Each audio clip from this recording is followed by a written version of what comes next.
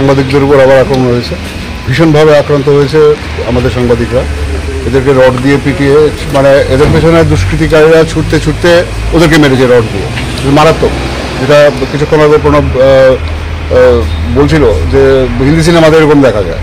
ঘটনা হচ্ছে যে অ্যাজ এ হোল শহরে যদি রাত্রিবেলা পুলিশ টহল থাকে বা অ্যাডমিনিস্ট্রেশন কখনো ঘুমাবে সেটা তো হতে পারে না। তো এই নিরাপত্তা যেভাবে সীমান্তে আমাদের প্রহরীরা জেগে থাকে, আমরা শহর গ্রামগুলি নিশ্চিন্তে থাকে, তেমনি করে রাত্রিবেলার আমরা অনেক রাত্রে যারা কাজ করে ফিরি, এটা আমাদের প্রতিনিয়ত আমরা দেখতে পাচ্ছি যে সেই অর্থে আমরা কিন্তু কখনো কোনো পুলিশ দেখতে পাই।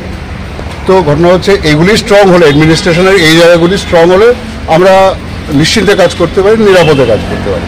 এই নিরাপত্তা সুরক্ষিত করবার জন্য আমরা গত 20 বছর 25 বছর ধরে ক্রমাগত আন্দোলন চালিয়ে যাচ্ছি, কিন্তু কিছুতেই এটার একটা সুরাহা খুঁজে পাওয়া যাচ্ছে না। এবার আমরা জোরালো দাবি জানিয়েছি, আমরা চেয়েছি যে গ্রেপ্তার হয়েছে কয়েকজন, আরও কয়েকজন বাইরে রয়েছে, যে মানে হাতিয়ারগুলি দিয়ে ওদের উপরে আক্রমণ চালানো হয়েছে, এগুলি রিকভারি হয়নি, এগুলি রিকভারি করে যেন চার্জগুলি সঠিকভাবে প্রয়োগ করে বিষয়টা যাতে কোর্টে ফরওয়ার্ডিং করানো হয়, যাতে করে আমরা বিচার পাই।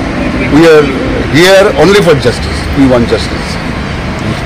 আমাদের কাছে একটা খবর আসে যে একজন সাংবাদিককে সিদ্ধি আশ্রম এলাকায় গত রাতে কিছু লোক মেরেছে।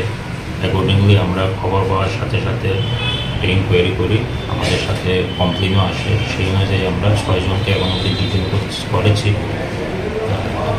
চলছে, ওদের ইন্টারোগেশন চলছে।